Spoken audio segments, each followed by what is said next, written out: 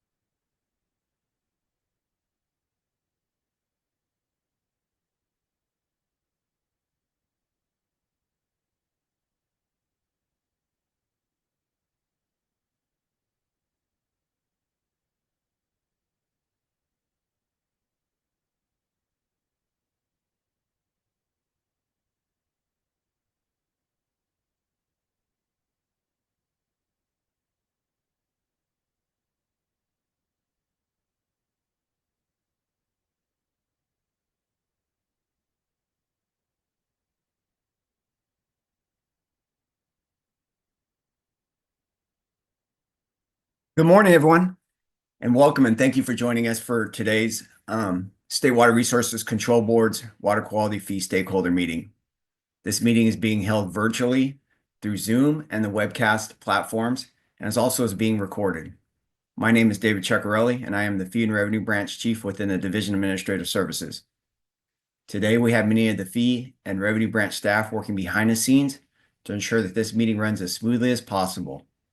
If any time throughout this event you find that you're having technical difficulties, please email feebranch@waterboards.ca.gov, and staff will do their best to assist you.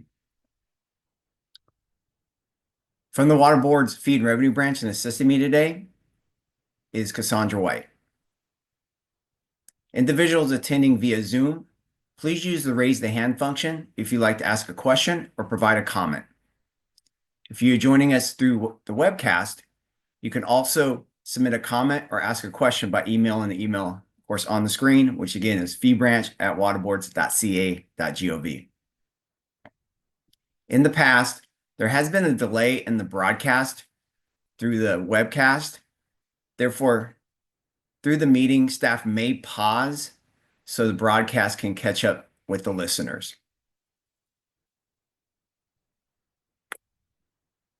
So I want to just go over just a few of the meeting guidelines. Remember to use the handouts that were sent to you via email. If you do not have the handouts, don't worry, we'll be sharing those documents on the screen. You can also request a copy of the documents after the meeting, or the handouts are posted on the Water Board's fee webpage.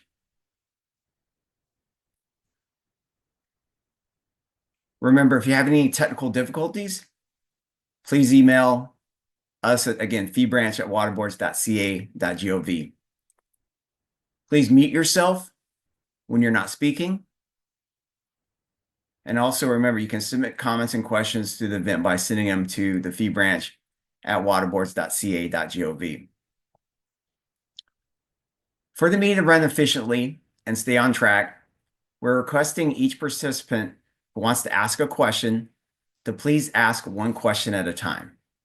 I understand you may have a clarifying question to your original question, and that is acceptable. I understand you may have a clarifying question to your original question, and that is acceptable.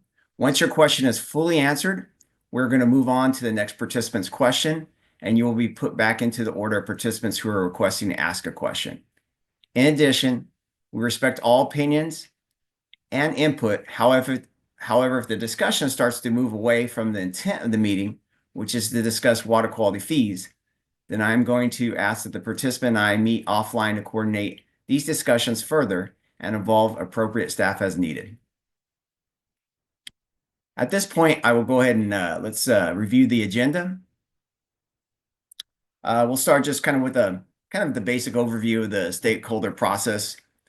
Then we'll move into the waste discharge permit fund budget update. And then that follows the waste discharge permit fund budget cost drivers, which is attachment 1. And then we have a discussion on potential fee structure changes. And then we'll follow that with open discussions and then next steps. And then that will conclude the agenda portion for the water quality fees. And then once we conclude that, and then we'll move it to the Division of Water Quality, and there's a discussion on cost of compliance.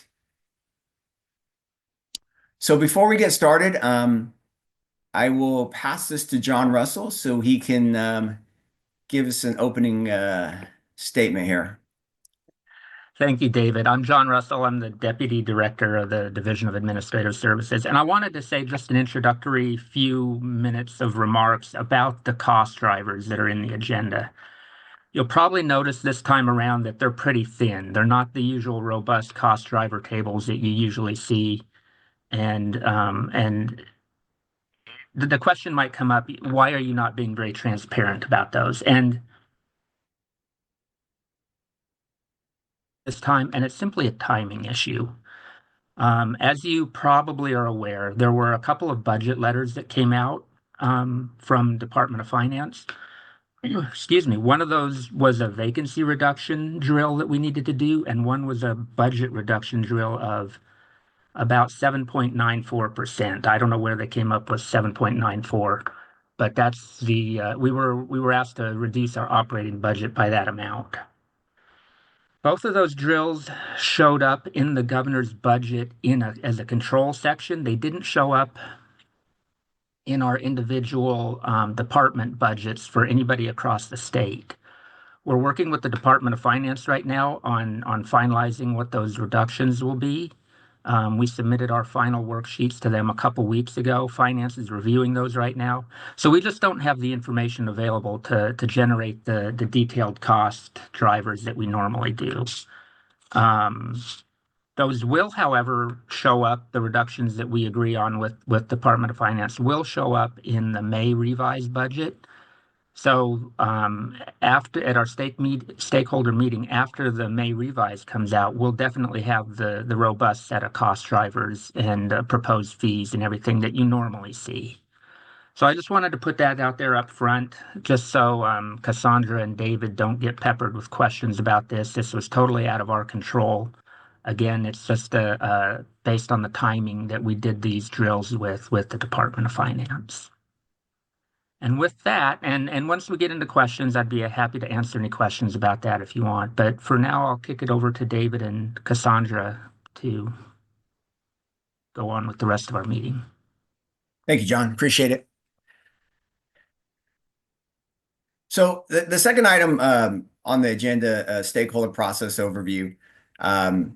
Just briefly, again, for those that are new to the stakeholder meetings, these meetings are designed so we can talk about the state budget, expenditures, and then discuss the potential fees that are proposed, that potential or new fee programs that we may be working on where we need to adjust fees or create a fee structure. As John mentioned, of course, the budget, of course, is still a little bit up in the air, and because we don't know all the information until we see it into the May revise. At this point, again, we have kind of limited information on our cost drivers, but normally, we're able to show kind of the full cost drivers, and then looking at each of the individual waste discharge permit fund water quality programs, what their budgets look like, and then what our potential revenues are, levels are in each of those programs, and comparing the two, and kind of making a determination of if there's a need for fee increases, and if there are, kind of what those percentages levels look like. And then finally, of course, providing a fund condition statement, which basically kind of paints a picture of how the fund's doing, comparing, revenues and expenditures, and how we're looking at the end of the year with the reserve. And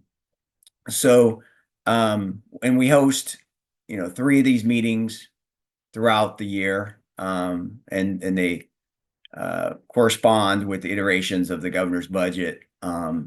And so this meeting, of course, is after the Jan 10th proposed budget. We'll be meeting, of course, on June 11th, and that'll be after the May revise, and then we'll have a meeting after when the budget is enacted, around the July 1 due date. So just kind of wanted to, again, touch basis on that, and then also, the stakeholders gives an opportunity for us, again, for us to be transparent, but then to kind of listen to the stakeholders, and then hopefully answer any questions that they may have, again, regarding the fee process. Item number 3 here, again, John kind of took pretty much what I was going to state. Again, John mentioned, 2 budget letters, and basically both of them, the impacts to them basically does, reduce our overall budget.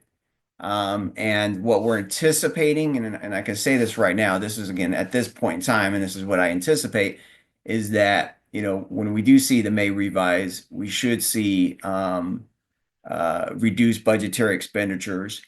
And when we evaluate our revenue levels, compared to our revenue levels, if everything is coming in as we anticipate, with the reduced budgetary expenditures, it's going to mean that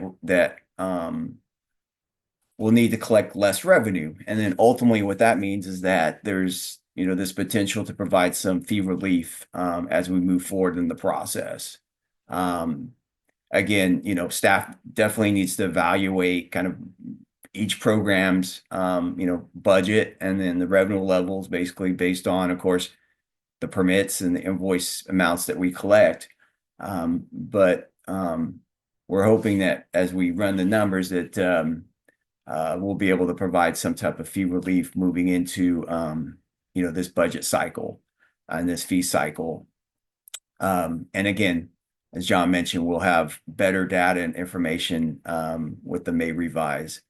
And then Cassandra and myself will be able to run the reports and, again, provide the fund condition statement, the cost drivers, and then comparing each of the programs and looking at their expenditures or revenue levels and kind of where we land on how much revenue we're going to need for each of these programs.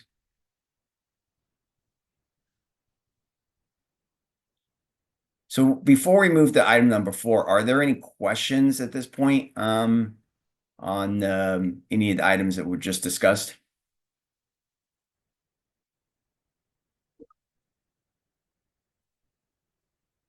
And I'm not seeing any email questions. Good morning, Sharon. You have your hand up. Hi, Sharon Green with LA County Sanitation Districts. I did have a question. I don't know if there's an answer yet, but I kind of wondered if the water board staff are anticipating any impacts from possible changes at the federal level with like the Section 106 grant that I think funds some aspects of administrative costs and, program costs at the water board. I don't know if any of that helps fund WDPF funded areas. Is there anything going on with, changes anticipated from that revenue source? Yeah, we are monitoring that very closely. You've all seen the news. It's a back and forth day by day type of thing. That there shouldn't be really any impacts to the WDPF, but it does definitely impact some of or potentially impact some of our grant programs. Like you said, some of the drinking water and clean water SRF grants we get and some of the other grants. So we don't have an answer. That's the short answer, but we're monitoring it as closely as we can. Yeah, and maybe also to answer that also, Sharon, as John mentioned, a lot of that money is, federal money is local assistance. But when it comes to our fee programs, one thing that, again, John says as we're monitoring the drinking water program, there are two funding sources. There's the PWSS grant and there's the drinking water set aside money. That money does support state operations for the drinking water program. So we are monitoring that and see how that would impact us as we move forward. But as John mentioned, for the water quality program, there's very little federal money that supports the staff cost on the regulation side here.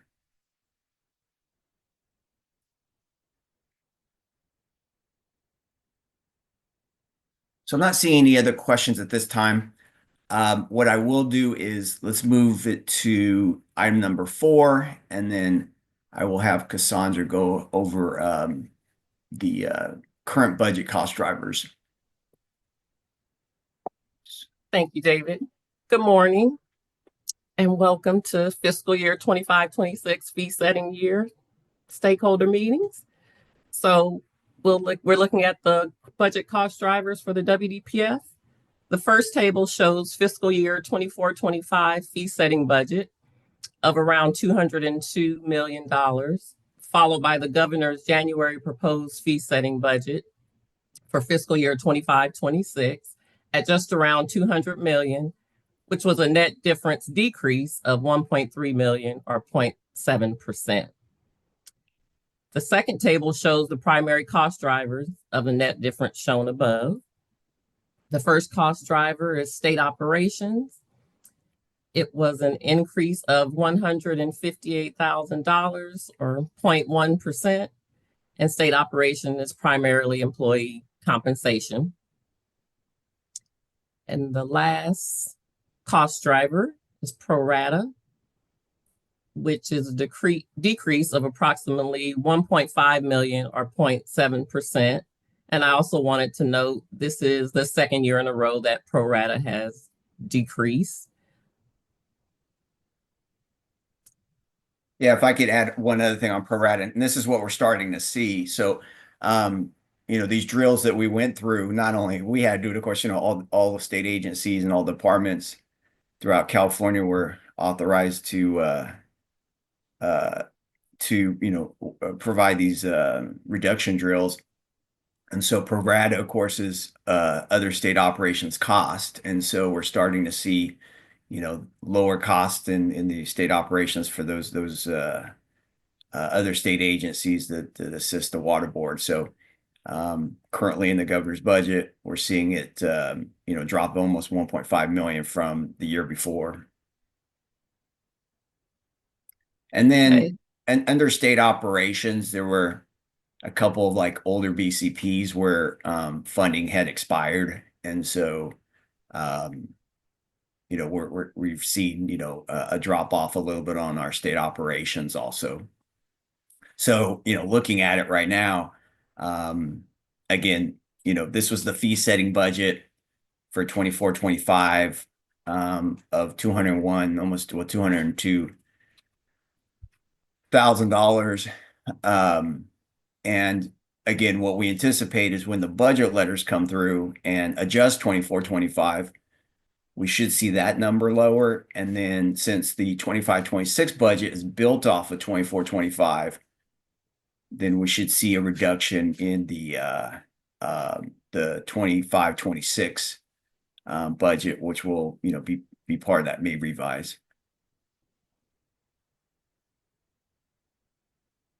Okay, I'll turn it back over to you, David. All right.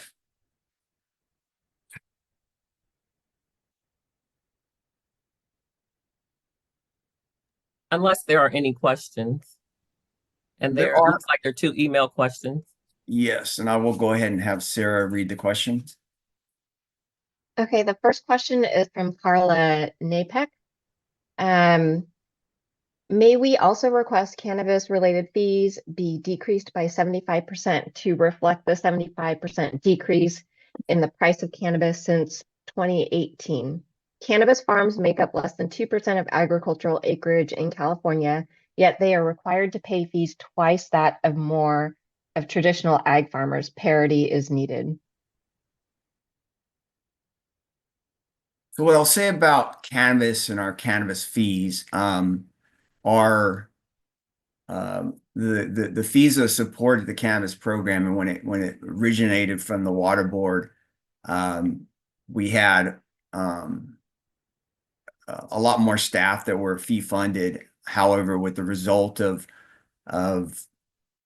not being able to collect enough revenue in the state under the cannabis program, we've had to reduce our staffing levels.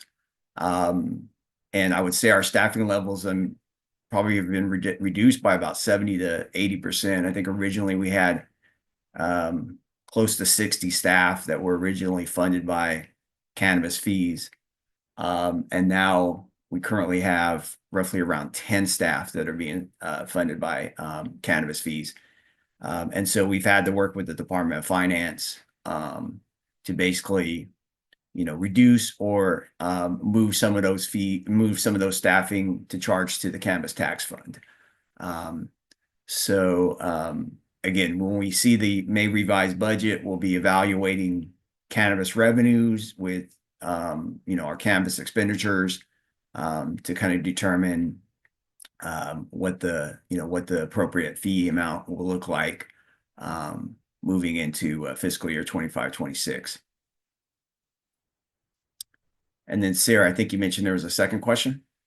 Yeah, next question is from Michelle Derry from San Bernardino County Department of Public Works. Will there be any consideration in reducing fees for routine maintenance public works projects? These fees are excessive for public safety maintenance projects with temporary impacts. We'll have to kind of evaluate the process once we see the May revised numbers. And then, we'll have to be working with the appropriate staff on that as we move forward.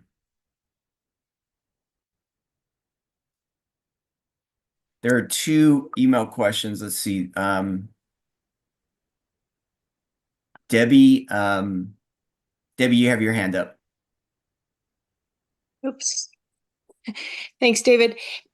We've heard some rumblings from our regional board that the swamp program might not be funded. That's one of the things that has been considered. And I know that has been baked into, like almost like a surcharge. In the past, it was a separate charge. You put it in within the fee. So how would that be handled within the fees? So SWAMP, Gamma, Basin Planning Team Deal, those are 4 core of the foundational programs, right? So if these reductions are driven by some of the foundational programs, if those are lowered, right, then and the foundational programs make up nearly 30% of the fees. And so we'll build that into the overall fee reduction. So what I'm saying is if if things are approved and part of those reductions are part of the foundational programs, if the foundational program costs are less, it basically means less expenditure on the foundational side that we spread to the fee payers, and that ultimately would mean that fees would be reduced. So, oh, go I ahead. was just going to say, in general, any reduction will in any component of any of our programs will be flowed through to the way we set fees. Go ahead. I'm sorry, I can't raise my hand. I'm not sure why I'm having this is Michelle Derry from San Bernardino County Flood Control District and Public Works. We've had multiple, we have 100 and over 120,000 acres of fire scarred areas. We are working diligently to try to make sure we maintain our facilities for public safety purposes. We've already had mud and debris flows that have occurred as a result of the line fire, multiple governor declared emergencies. When we submit our applications, and some of these facilities are like, dirt, trapezoidal next to railroad tracks. Because they're long and linear and our sediment and debris, our first line of defense for communities, because these basins are large, we're paying $365,000 a permit. And this is for temporary impacts for public safety. And I know you said that you have to consider all these, you have to consider all these requests, right? But I'm wondering what your window is, because we're getting ready to submit multiple permits for routine maintenance for public safety, and we're going to be paying millions of dollars in fees with the fee schedule set the way it is, because there's no distinguishing between permanent impacts and temporary impacts for public safety. Our facilities are large because they have to be, right? They've been maintained for, we've been around for, since 1938, but we're paying the same fees as if we're filling in the waters and building a Walmart, or 10,000 housing tract, 10,000 home housing tract. Is there a time frame on, how do we move through the process where this can actually be addressed for public safety maintenance projects? So the way we're set up is the fee structure is pretty much come up with through our program staff. We implement that fee structure that Okay. So I know Karen's on the line. So it would really, that's the place to start those conversations, is on the program side. Program side. And we've had this discussion before about, especially with flood control projects, they're long and linear, and because of that, they generate a very high fee. Yes. So I know we've been looking at ways to, reduce those fees, but still ensure we have the protections that we need. So that would be my suggestion, and I don't want to put Karen on the spot, but if you want to contact us offline, we Sure. can certainly start coordinating with Karen. Thank you. Okay. And get those conversations going. And John, would you be the person I would reach out to, or? John, can No. I volunteer my name for that discussion? This is Yeah, Phil Porter from DWQ. Yeah, why don't you contact Phil or me or David, any one of us, and Okay. we can start getting everybody together for that. We certainly appreciate it. Thank you so much. Michelle, just to make sure I'm capturing the request, I want to make sure I'm understanding. I think the issue is less about the linear calculation itself and more about the application of that for a public safety and emergency type project. Is that what I'm hearing? Yes, it's for public safety and emergency. So routine maintenance is to, basically to get ready for the storm season, right? Okay. And then you've got the storms. We've already had 15, 20-foot walls of mud and debris. We have damage in our county. This is normal. We have the highest mountains in Southern California. We have a lot of interim facilities. So public safety, of course, is really important to us. We pay probably $10,000 in CDFW fees as part of our regulatory permitting, no fees for the Corps, and then millions of fees for the water board. And this is strictly public safety. The sheer nature of the type of work we do actually has water quality benefits, so long as we provide our downstream, like our check dams, and we put in our proper BMPs for, during construction. But I mean, we're removing debris, we're removing trash, we're removing things that are going to go downstream. So the sheer nature of the type of work we do is actually protecting water quality downstream. So I do hope that we have some consideration, not just for the nature of public safety, but for the water, that we're already kind of meeting directives of water quality by the type of work that's being done. Thanks for clarifying. I appreciate it, and I look forward to hearing from you. Thank you, Phil.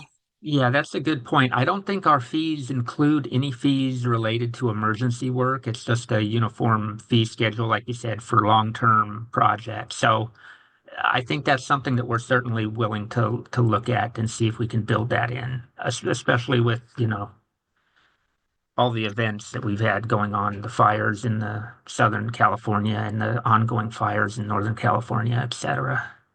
Yeah, and we appreciate it because again, we have, the largest mountains in Southern California and $122,000 of active burn scarred areas in the last, 0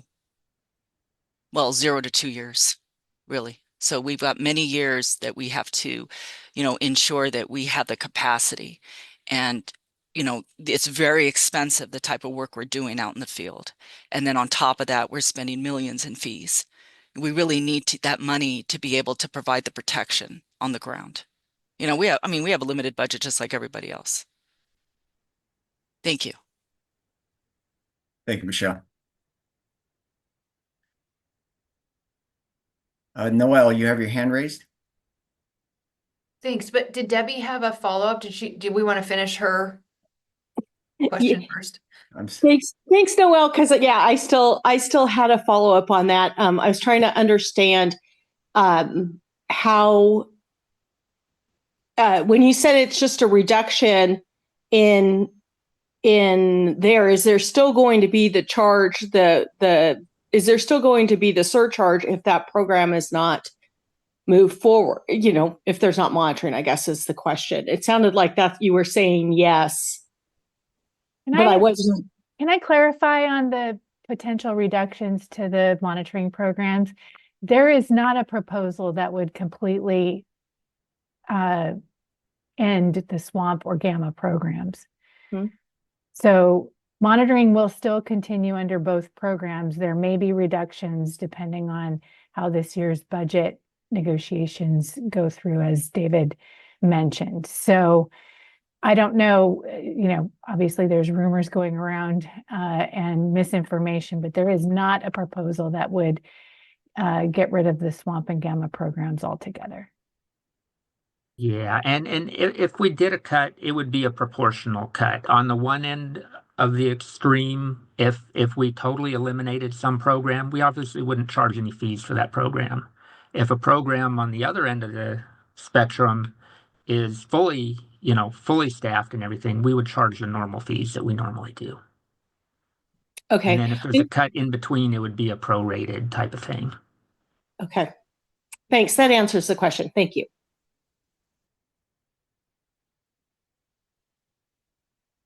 So Go ahead, Noelle. I have two questions, and I know I'm only allowed to answer or ask one, so I'll ask one and then re-raise my hand. So John, at the beginning, you talked about the fact that you've been asked to do these budget exercises and you're in the process of having those conversations with Department of Finance, and we'll know at the after the May revise what decisions were made. But so what I'm wondering though, given the pro rata reduction, I guess I'm trying to understand, so how firm is that pro rata reduction, given I'm assuming other agencies are also having the exact same conversations with Department of Finance right now, and we won't know sort of truly where we end up at this point. So that's my first question. If that makes sense. This is just me off the top of my head, but if everybody else is in the process of doing these reductions, the pro rata should be more than it is showing right now. The cut or the amount of pro rata that, because if another department that's totally supported by us cuts,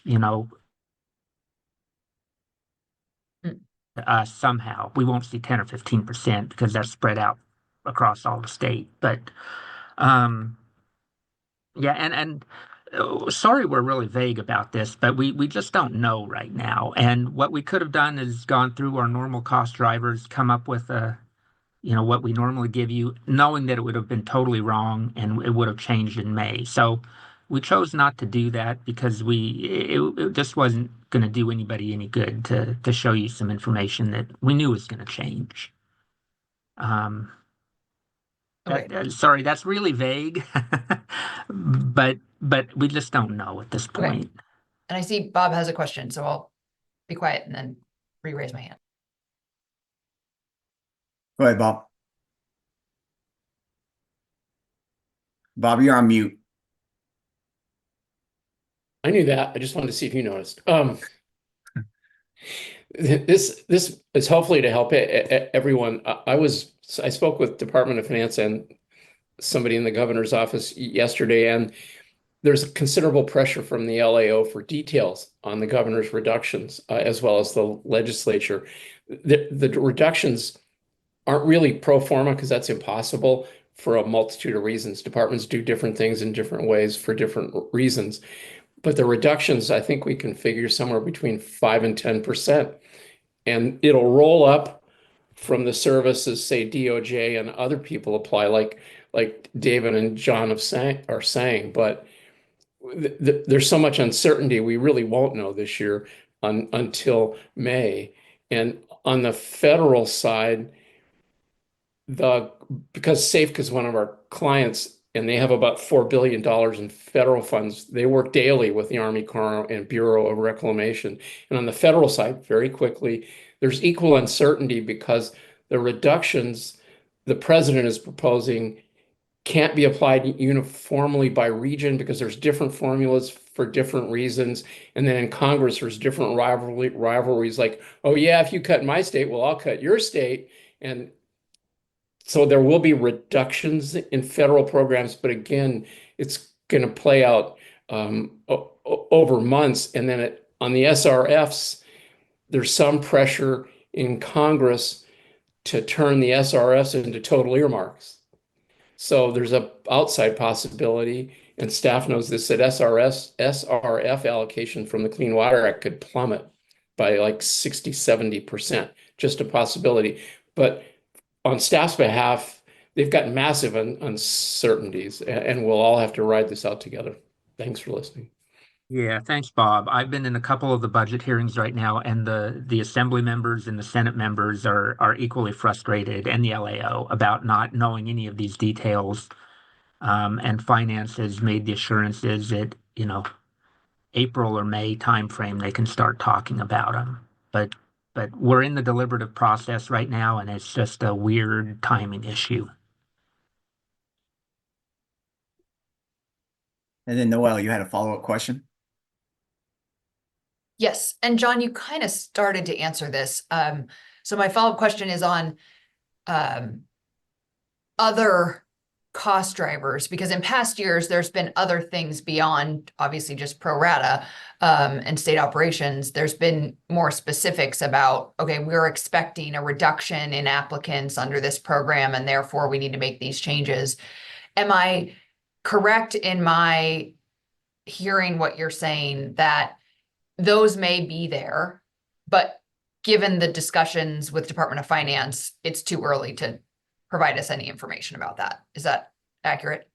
Yeah, Okay. those factors obviously go into the calculus about how we calculate fees. So those will be taken into account. It didn't make any sense right now to try to figure that out and present those and lay them on top of a fee structure that we knew would be totally wrong in a month from now. So, but that is one of the things that we do look at, enrollments in the programs. Are they going up? Are they going down? Are they staying the same? That type of thing. Okay, thanks. But also to clarify, Noel, regarding the cost drivers, for what's in the January budget right now, there are no BCPs at this time. Now, that doesn't mean they may revise it. There may be some proposed BCPs put in, but as of right now, there are no BCPs, and as we know, those do augment the budget and do generate the need for fee increases. But as you can see right now, the two line items are, of course, the state operation cost going up, and then, of course, pro rata being dropped. Thanks.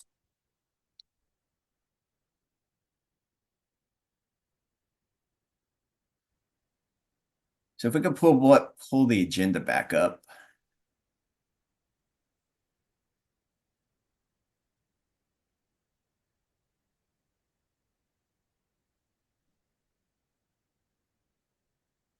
I think we're on item 5 now.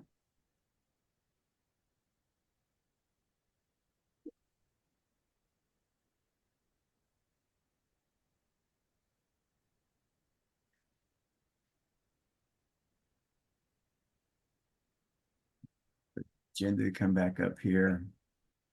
So item number 5, which is I'm going to have Cassandra tee this off and touch bases. Potential fee structure changes, and this has to do with the water quality certification program. Okay, thank you.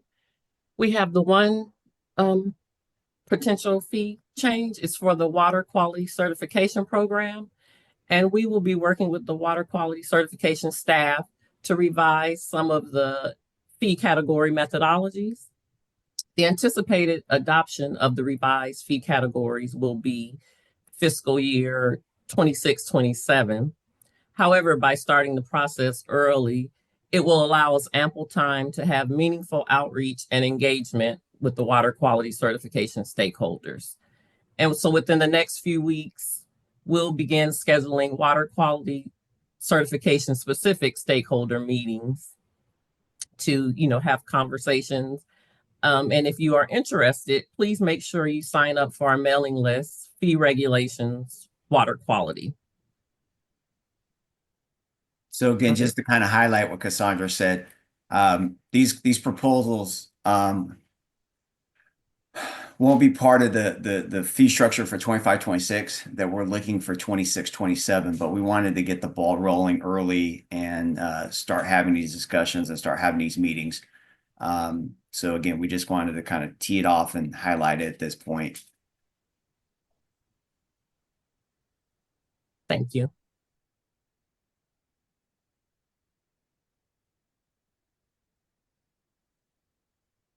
And so this moves us to item number 6, open discussion. And this is again more open discussion on any of our fee programs.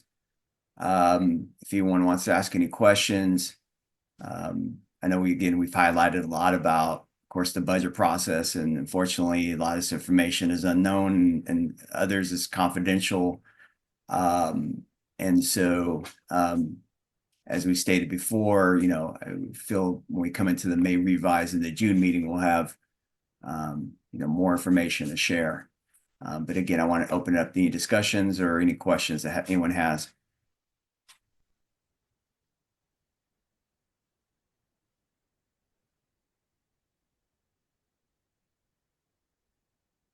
David, we have a new staff member, so I just wanted to take this time to introduce Jackie Carter. She is the new water quality unit manager in the fee branch.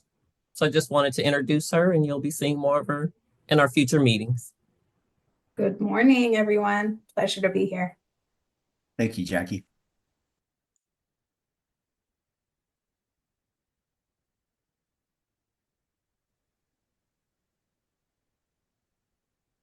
Well, so our next steps, so if kind of mentioned this before, but our next meeting will be June 11th.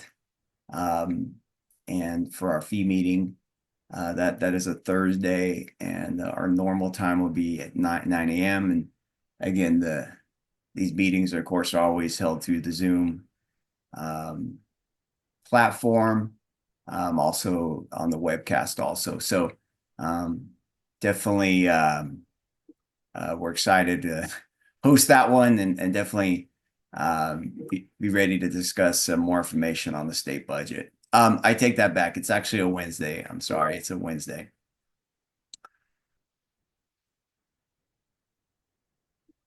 So before we wrap up, I just want to say my usual, if you have anything that you didn't bring up or you would like to bring up in the future, please don't hesitate to contact David or myself or Cassandra or Jackie, and we'd be happy to talk to you offline about any of this. And then again, I know these meetings are a little bit inconvenient for most people, but I want to thank you all for taking the time to attend this, and really appreciate all the input we get. Thank you. And so now I am going to move this to Phil Crater, Deputy Director of Water Quality. And so next on this agenda is now we're going to move over to Division of Water Quality and CASA compliance agenda item. Thanks, David, and good morning, everybody. Can you hear me okay? Yeah, I'm okay, good. Well, thanks everybody for your time. I'm excited to have this next discussion here. Just a little bit of background. Those of you who have been involved in this discussion for a while, you know that the State Water Board has been emphasizing the importance of evaluating the cost of compliance with water board permits and regulatory programs for quite some time. Back in 2012, the board released a resource alignment evaluation report that we used to assess and align priorities and resources and our performance targets, and to describe the link between the fees that are collected and program expenditures and outputs. With that, we recognize that fees are one among many costs that regulated entities incur to comply with their permits. For example, you've got monitoring costs, reporting costs, BMP and treatment implementation, and other costs. So since 2012, we have been working with a variety of stakeholders, and we've had some success in identifying and implementing ways to reduce the cost of compliance. There have been a number of attempts or several attempts to expand the work to more regulated sectors, including the agricultural sector. Those efforts have attempted to address the cost of compliance on a statewide basis. However, the more appropriate venue for cost of compliance discussions is at the regional boards who set those requirements in their permitting actions. So recently, some agricultural stakeholders also attempted to shift the cost of foundational programs like monitoring assessment, basin planning, TMDLs, and enforcement over to general fund to reduce fees for this work that crosses over multiple regulatory programs. And here we are now. We're willing to continue these conversations to identify ways to efficiently and effectively manage our regulatory programs. And today's agenda item is intended to reinitiate these discussions. And so with that brief background, I wanted to hand the discussion over to Bob Gore today to add any other additional background and then kick off some good conversations. So with that, Bob, if you could, appreciate you adding your remarks. Certainly. Thanks, Phil. And these will be mercifully brief. Emily Rooney from the Ag Council and I started working with the Water Board and at irrigated lands and the Division of Water Quality in about 2013 or 14, right after the report Phil references, and I still have a copy of it, believe it or not.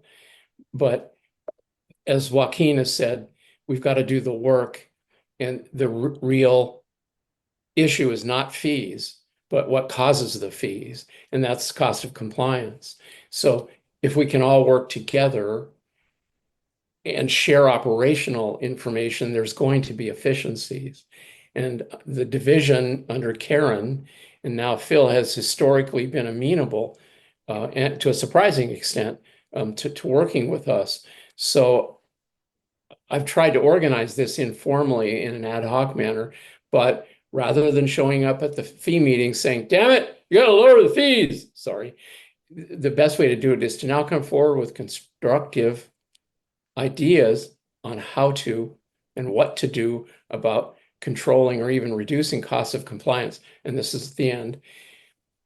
For example, frequency. There are some tests that may be able to be done on a reduced frequency, not monthly, maybe quarterly, maybe annually. Some tests are costly. Maybe there's a different type of test that's less costly. And then another idea is you haven't had an exceedance in years, maybe generations. Do you really need to do all these tests all the time? Maybe not. Maybe staff can come up with a way to do good actors. That is, you don't have to test until you have a violation. I don't know. I'm just positing ideas. But let's be creative, and not necessarily now, but it's incumbent upon us, the permit holders or those who represent them, to come up with ways to work with a willing partner in reducing these costs. And I think that says enough. And this is the beginning. If anybody's got any ideas, now's the time. Don't be bashful.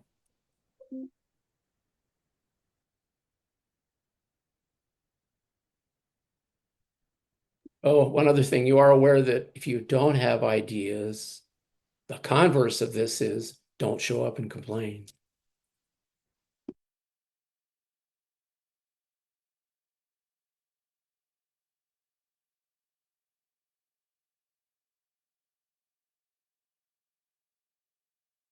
So we're going to do this. I'm sorry, Noel. One thing real quick. We'll do this all year, all three, well, two more now, fee pair meetings. And if we get participation at a reduced level, we're going to reduce the viability or visibility of this effort. Obviously, the division is always going to be open to input, but we may not have this forum if no one participates. Okay, done. Phil, do you want to do the speakers? Do you want me to do them? How do you want to do this? Bob, I'll go ahead and manage traffic Good. and we'll kick it off. I did see a hand up. Okay, I've just done something to my screen. Sorry. Give me a minute here. Phil, it was me. My hand disappeared, so. Oh, okay. Thank you, Nicole. Do you want to? Sure. Noel, I I'm mean, sorry, not Nicole. Noel, do you have a comment? Go ahead. yeah, so I mean, Bob, you say like, do you have ideas? I do. And I don't know if if you want me just to like spout off now or say I want to participate in future meetings or okay. So the one of the issues that I hear from my members, and for those of you who don't know me, I'm Noelle Kramers with Wine Institute, is the many different portals that are used to report information. And this isn't just a water board issue. This is like sort of EPA wide. So it's Air Resources Board, but in the water space, there are multiple places where you're having to report information, and often it's very similar information, but maybe asked for in a slightly different way. And that is costly for users to have to like repackage that and re-report it multiple times. But it seems to me it also is less efficient. And I understand sort of historically you develop one program and then you add another program and they need different pieces and it would be costly to merge them all together. But in the long run, it will be less costly if we worked on trying to fix that. So that's one idea. And I am happy to like keep thinking and keep reporting on things I hear from folks and ideas, but I know that initially is definitely something that I hear repeatedly. Good. And if I might, Phil, can I? Please. Yeah, please. I talked to Christy Birdsong, the Undersecretary of CDFA, Food and Ag, and they're working on that CROW study. That's the consulting firm, CROWE, which is designed to hopefully, at least I think, consolidate ag reporting and try to coordinate cross-agency data inputs.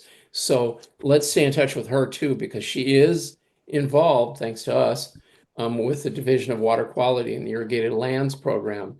So that may be a way to address this in a very effective manner. It's just going to take, oh God, time. But stay in touch with Christy too, Noel. Yeah, and we've been involved with the CROW discussions and have been Good. providing input into that too. Okay. That not to say DWQ can't help, and Irrigated Lands and Brianna, who used to have something to do with this program, was on here a minute ago. Anyway.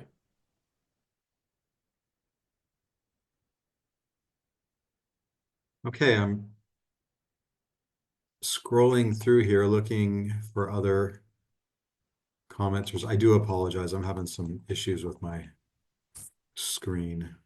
Bill, if I could please, just for a second. Yeah. I'm here. I don't know what camera I'm looking in, sorry. And I have to leave in just a few moments, and I swear I don't know where my camera is. If anyone else is interested in that study, please let me know, and we can drop a link to that website in the chat. But thank you for highlighting that effort, and yes, it's ongoing, so please stay tuned. Thanks, Brianna.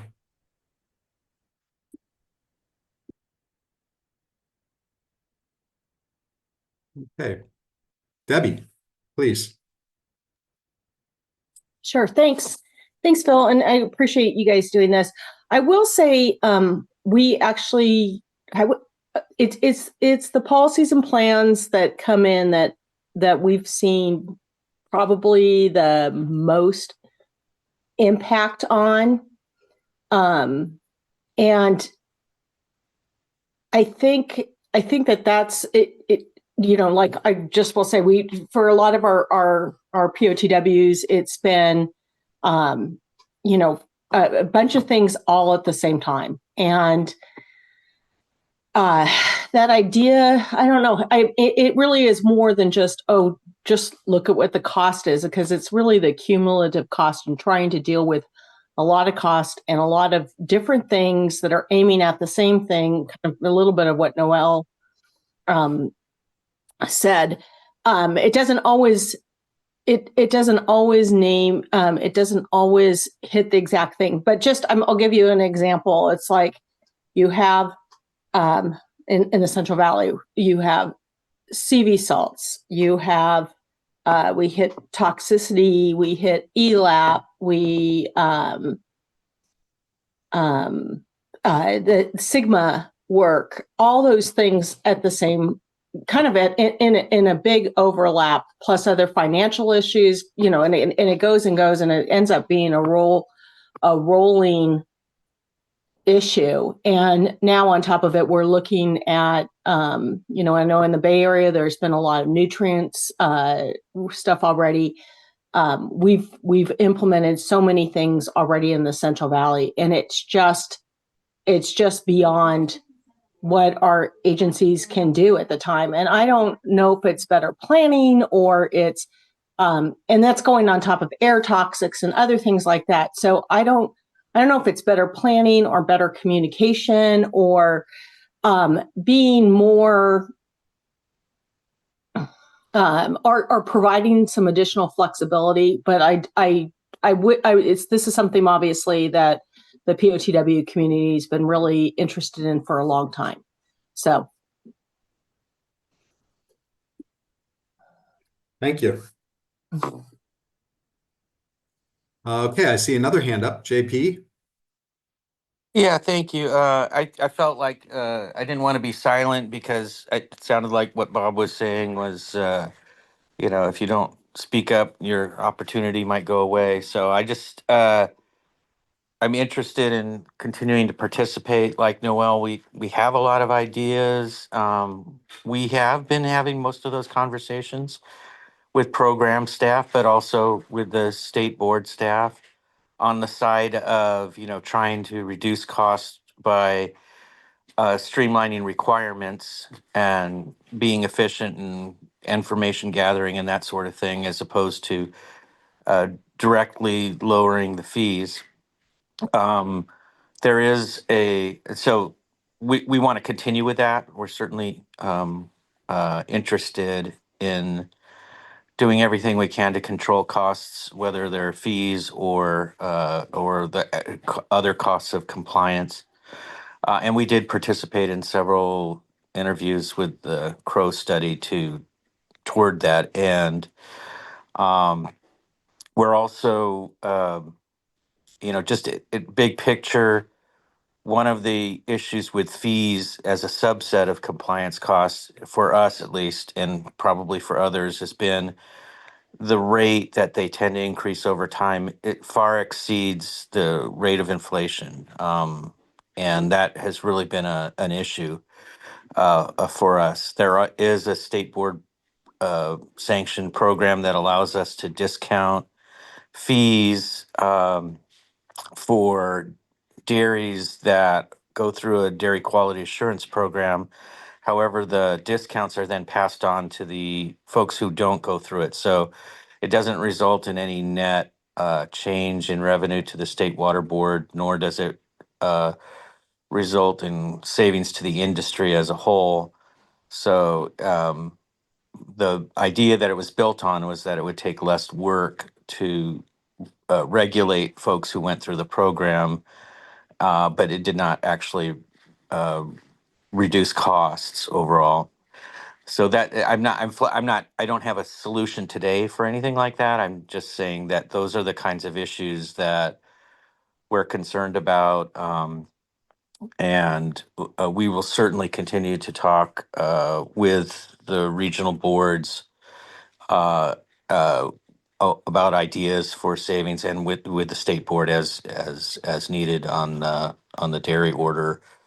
And we have, I think it's important to point to the track record of of things that we already have accomplished by working closely with the regulators, such as the Central Valley Dairy Representative Monitoring Program, which has improved and our ability to collect data and analyze it, but has reduced costs overall because it's a collective approach. We've put forward ideas to run the dairy compliance through more like an irrigated lands coalition approach, which we again hope would improve performance of the industry while also streamlining costs. So I didn't want my silence today to to communicate that we're not interested in this. We're very interested in this, and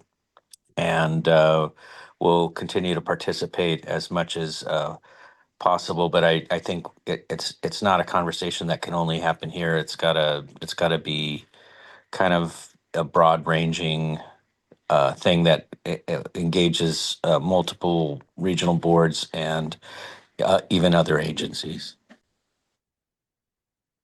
Thank you for your input. Hey, Phil, this is Sarah. Brianna had mentioned the study and didn't realize that we don't have a chat for this meeting. So if anyone is interested in receiving the CDFA Cal EPA regulatory alignment study, send an email to the fee branch account, which is on the screen for the webcast, but it's feebranch@waterboards.ca.gov, and I'll go ahead and send you a link to that study. And again, Phil, if I might, JP raised a couple things that are going to help all of us. There's a couple possibilities. One is to coordinate, and also Debbie did too, to coordinate overall operational efficiency among divisions and within divisions. Maybe there's a mandate here for an admin division initiative to help the divisions talk to each other and figure out a way to get efficient information gathering and requirements streamlining. And I could also see the other thing that pops into mind is the DOF, Department of Finance, has a unit very few people are aware of, the Office of State something and Efficiency. I forget what the A stands for, but OSE is like the state management consulting arm, but you have to pay for them.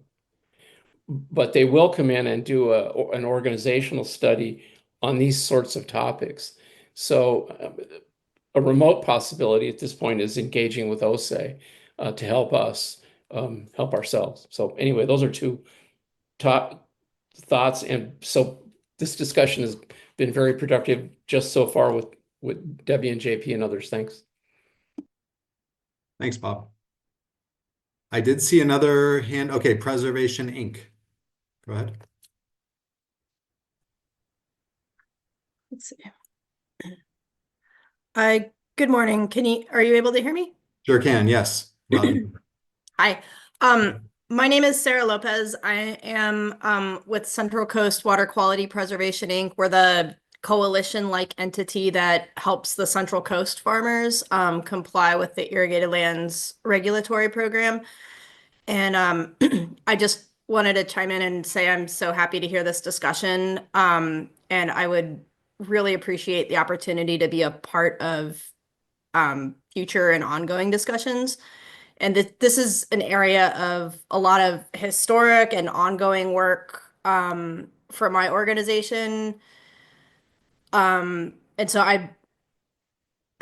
yeah, I mean, I have way more to say about this than would be reasonable for a short comment here, but just wanted touch on a few things. It's kind of like we see, costs going up because of inflation, but we also find that there's when we're given the freedom to do so, there are ways that we can run our programs that actually reduce cost over time because we find ways to be efficient.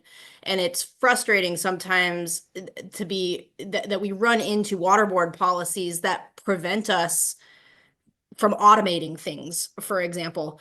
And I agree to some extent that there's a need for dischargers to work with their regional boards on this, but our regional board on some topics has been very receptive and been very wonderful to work with. In other places, I feel like we're still running into these dead ends, and it feels like sometimes the regional boards have their hands tied by their own orders, which they can't just open them back up. Like if the Central Coast order says they're going to use GeoTracker for something, like they can't just, on a whim open that back up and change it, and they can't do something that contradicts their own order.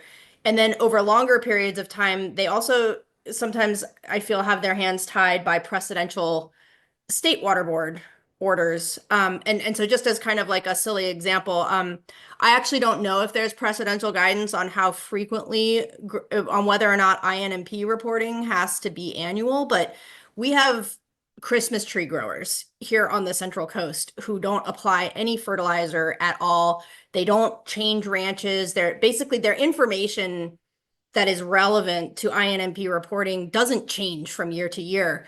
And yet there's this annual reporting requirement. And even when things do change, there's maybe 3 out of 25 pieces of requested information that actually do change. And so it's like we've got just the information being requested is so much more than the data that's actually needed. And that's just like one silly example, but we just sometimes we see ways to be efficient but still get the water board the data it needs, but then we run into these policies and there's no flexibility, especially in the short term.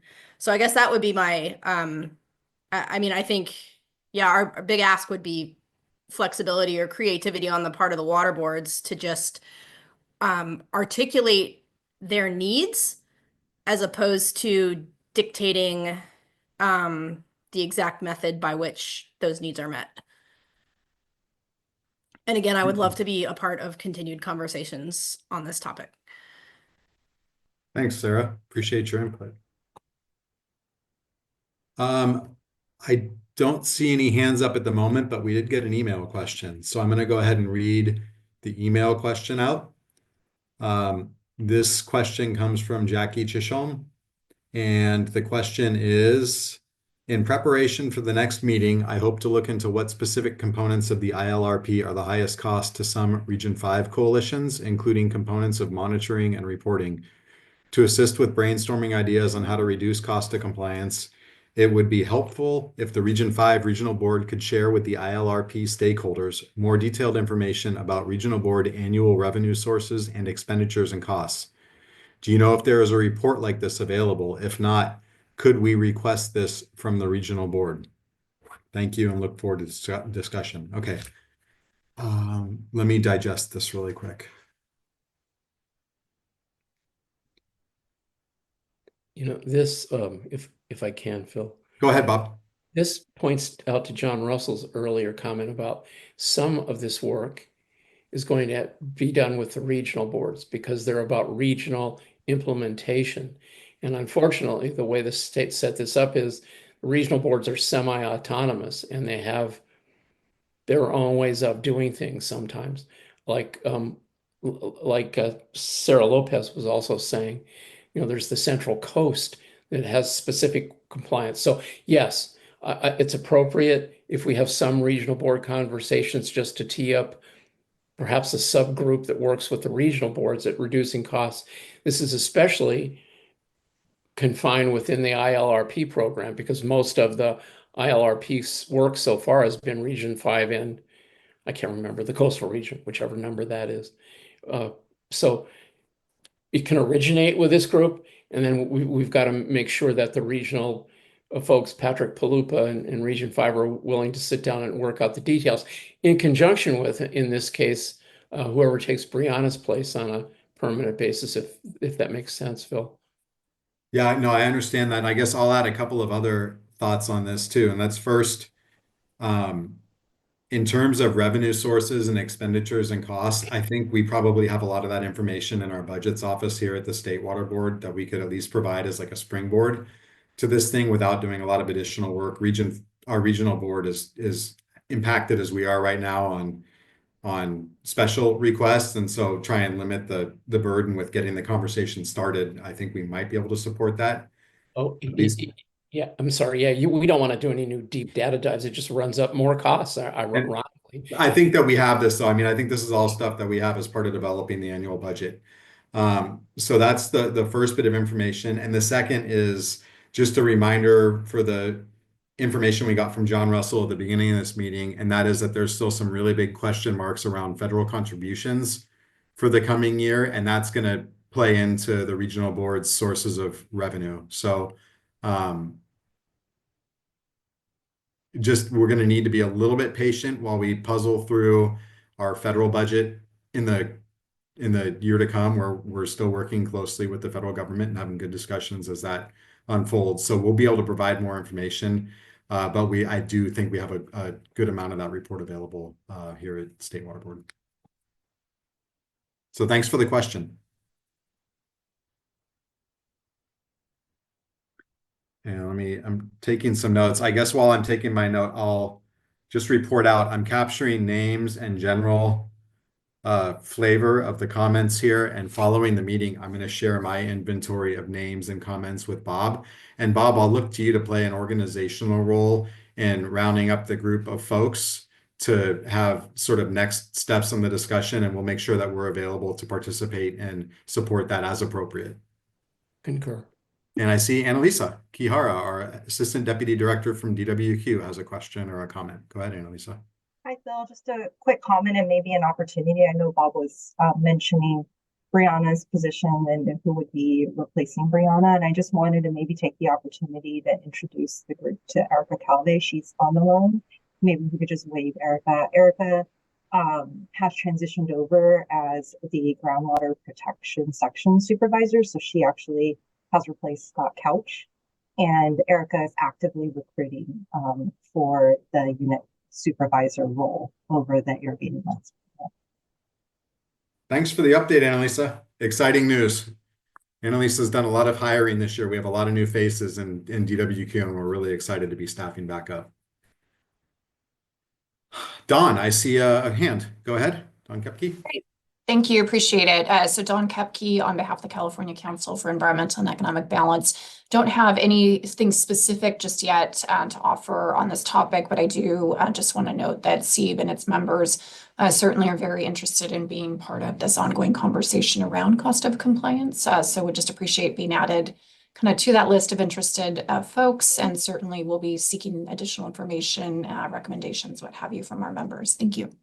You got it. And I'm excited. I mean, we're approaching 10 interested folks so far, representing a kind of a pretty broad set of sectors. So this is shaping up to be a good discussion. Thanks.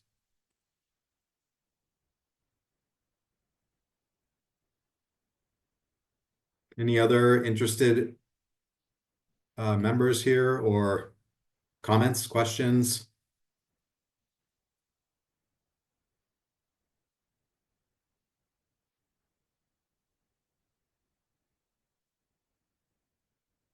Okay, well, I think that's a long enough pause that we would have had a question if there were any more. Bob, we can probably start winding this down. Do you have any thoughts before we talk about next steps? No, this is amazing. It's an August beginning, and I think given the division's history and engaging in efficiency and effectiveness without anyone knowing it, I think this will accelerate quickly.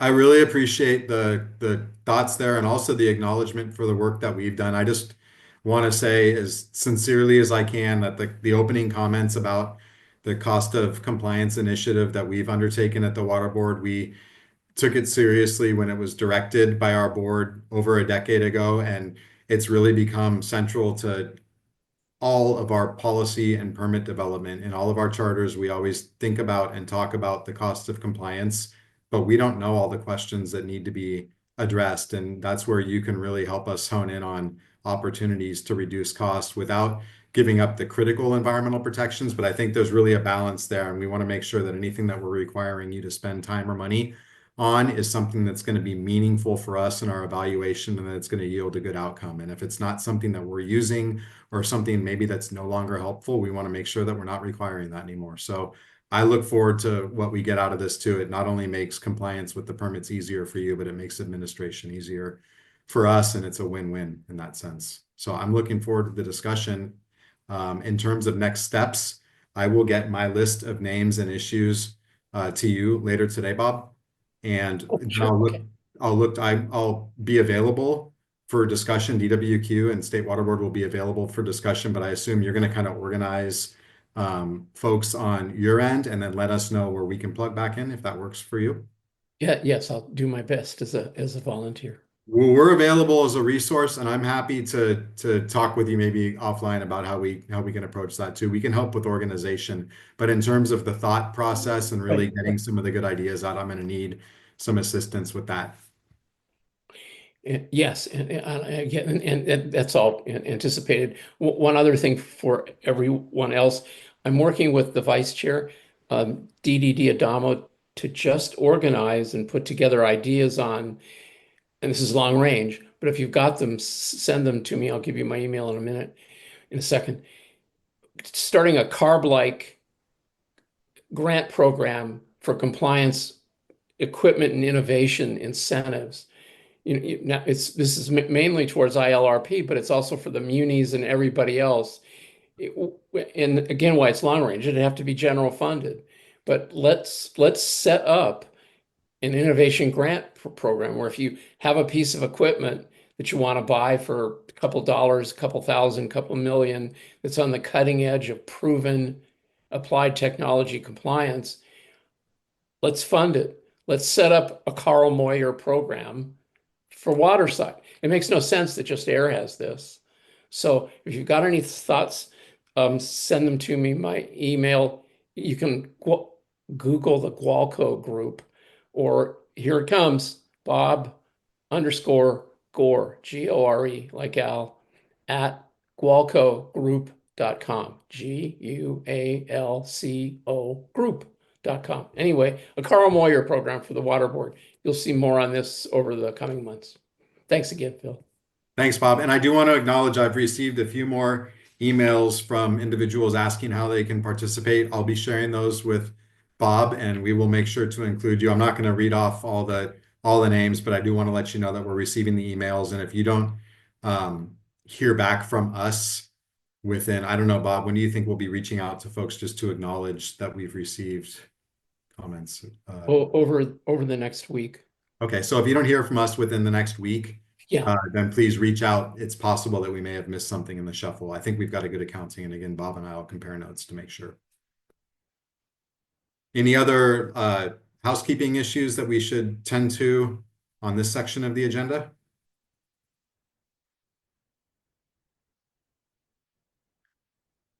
Okay, well, hearing none, I really want to thanks Bob for the recommendation to host this. Thanks everybody for jumping at the opportunity to be a part of the conversation. We're always better when we work together, and I'm really looking forward to the discussion and the outcome. I'm looking back now. Like I said, I kind of messed up my screen here. Dave Ceccarelli, do we still have you on the call? You do.